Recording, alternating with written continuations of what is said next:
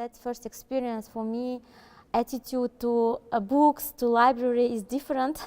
It's very dear to me, and thank you very much for invitation. You have a great opportunity to delve into emotion. I think it's very inspirational. You feel that you are not alone, and you can see some inspiration from the book. I think this is the reason why these books were so much influenced my life.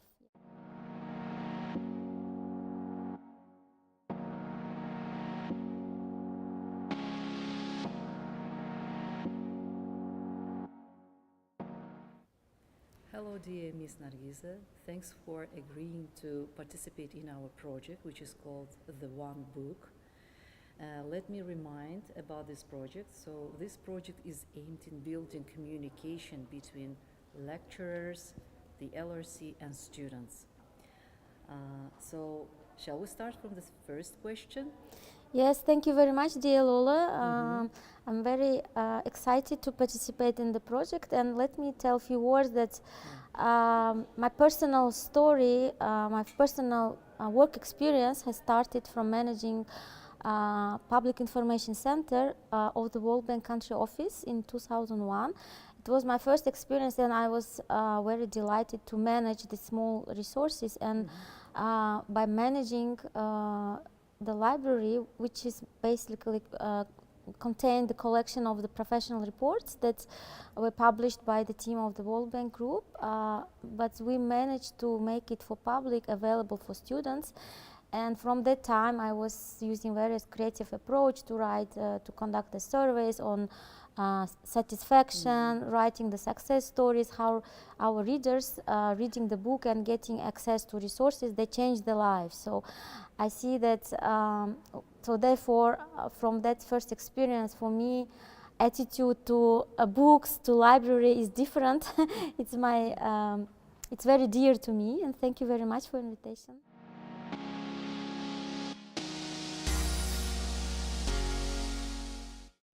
Thank you very much, dear Nargiza.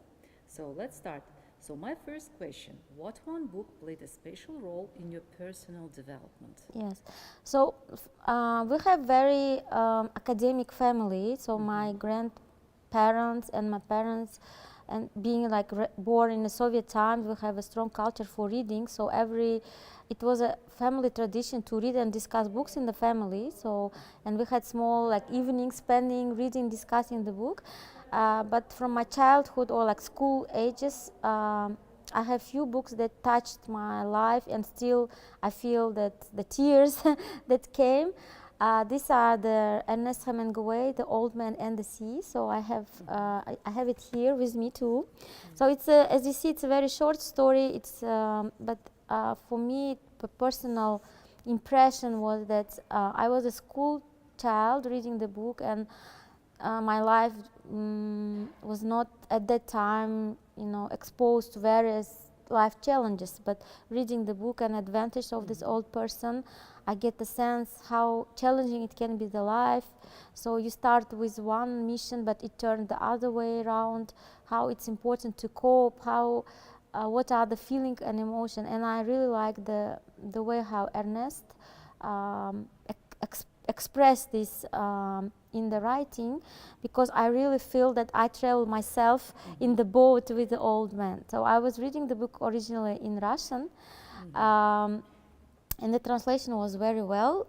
So you really feel exposure to this, to be in the shoes of the person. So you are not like passive reader of the book, but you have a great opportunity to delve into emotion. I think it's very inspirational. My other favorite author was Stefan Zweig. I read many of his novels, and I really like also his approach to humanity, how he raised various human issues, and maybe it was touching till the very deep of the heart and the soul. So it's not like storytelling that something happens, some happy end or other things, but going through deep emotions. Because sometimes for me that there's issues of speaking honestly from the soul, what your soul wants. It's very private and ethical, and sometimes you don't have a person doesn't have opportunity to even to talk with parents or from close network.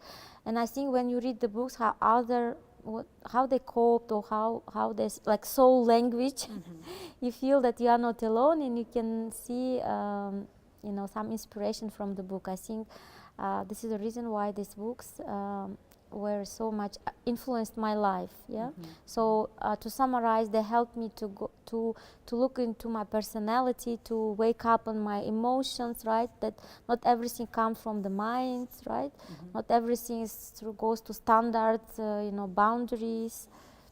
Thank you very much, Nargiza, for sharing your experience, like which book you liked the most. And let me remind that we have got this book exactly, which you have mentioned, The Old Man and the Sea, in our library as well.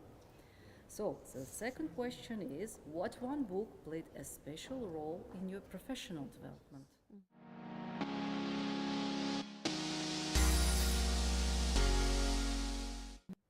Okay, so let me mention that I'm economist, right? And I have PhD in economics. And after the graduation, my inspiration towards economics research has been even increased, right, after the degree. So, and I'm very glad to share that I'm currently the manager of the project that is aimed on to raise and promote economic literacy worldwide. So this project is based on the Common Sense Economics book, right? So, and it represents the first project of the Economic Fundamentals Initiative. And why I would recommend this book, Common Sense Economics book, because for many years economists were treated as, let's say gods, and they were speaking on their own language, which is very sophisticated, based on hard math and sophisticated formulas, because this is a standard, right? So it's similar when you go to medicine, you should know all the structure of the bones, the cells, right?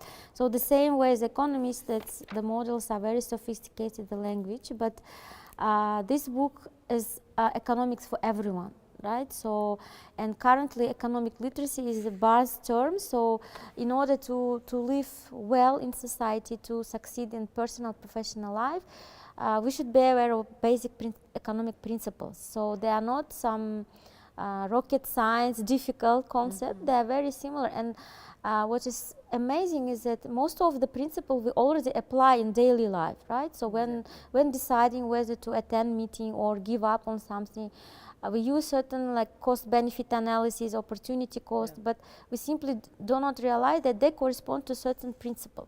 So therefore, this book is about to understanding this very basic principles.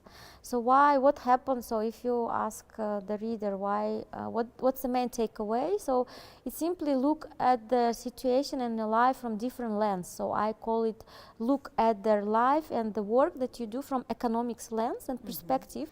Let me also Thank remind you. that we have got this book is available in our library in 3 languages. Thank you. And our final question is, what one book is your favorite read for recreational purposes?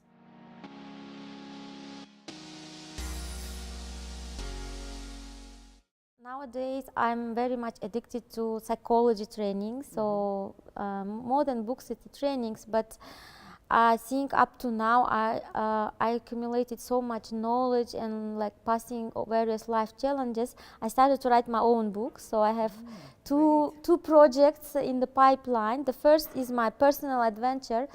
I feel that not so much kind of sharing, but for me it's a good opportunity to lay down everything on the paper, and it's like more reflection. And why not sharing with others? Yes. So and more being a very creative, I even developed my own style. So I see that my book is going to be written not only like one-way story, that the like from the perspective of me as a first person, but it will be because all the time it was like situation when me was exposed or communicated with other person. So my new style is that I will have a like column type presentation. So there will be situation and what I did, what I felt, and then in a parallel way there will be what the other person on the other side, what the person felt, how they feel. And I think it's like reflecting on mirrors, so whether I was too emotional or the other person. And I think it's also like balanced or fair way to assess how the things come. And for me it's all the time I think that okay, I'm worried, right? But I see that, oh, what the other person is thinking of me, yeah? So it's all the time like dialogue, and why not put it in the like new journal style? And my second project is because I'm in academia, so and I have very deep family roots from both mother and father sides. So from both sides, we decided, or like elder generations, they say that okay, if we want to continue our family tradition, so let's write or develop family tree. So in Uzbek, as we say, oila vishajara. So I do respect this family tradition. I'm very proud of my family from both sides. They were I see that people, like all like grandmothers and grandfathers, they achieved many things. They are true heroes for me to learn and follow.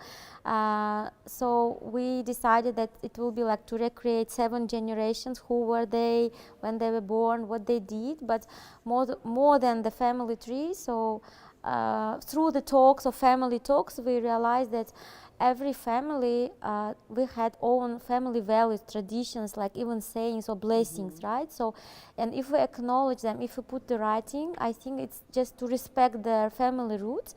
And this is a very important source for energy, for inspiration, for growth. And in modern psychology, it's called like energy of their generation. And when it doesn't mean that you have to torture or ask some money or something. It's simply to admit or to be aware who is your ancestors, yeah, and that basically we do not exist on our own, right? So we are we are children of our parents. Parents are also connected, right? So, and if you see that firm traditions of respecting elderly is there, right? So you feel truly blessed from this elder generation, and you really feel revived, you really feel the inspiration. And I see it's very helpful, also resourceful to change the life, improve. So you are not alone. You are part of this big family. And we also decided that it can be written in a novel type family tree.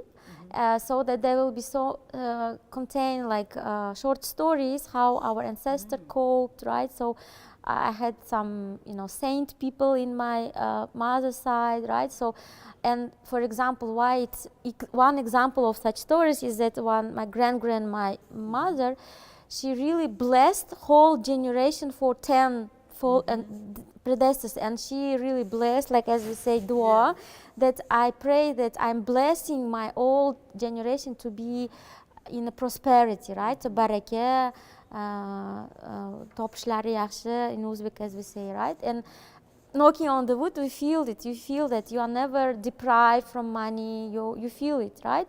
And if you go back and revive this tradition, it simply you are so much inspired with your roots. You feel it's very inspirational, yeah.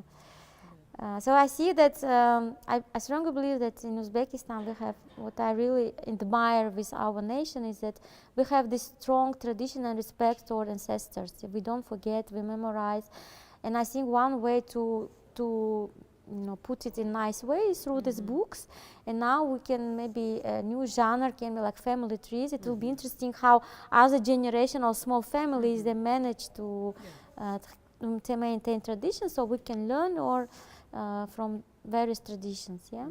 And I also noticed that it will be very useful, even like putting on the synergy with economics. So I see that some businesses are like family business, like restaurants or like crafts. So if people simply look at their roots, so they can find inspiration what type of occupation they do, because the roots are there. It's simply being aware.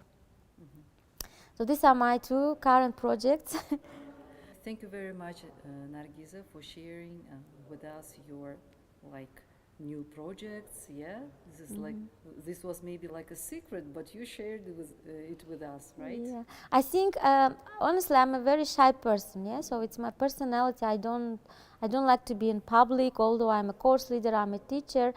But in certain point in time, I realized that we should be able to speak in public. Yeah, and of course, anytime we are able to manage what we say, but it's also important like skill to go, and it's simply like sharing, right? So there is nothing bad on it. Therefore, thank you very much for this opportunity to share. I hope it will be useful and interesting for your readers and participants. For sure. And for I sure. wish you best of luck for your project. Thank you very much, Nargiza, for your contribution and for such an interesting and inspirational interview. Thank you.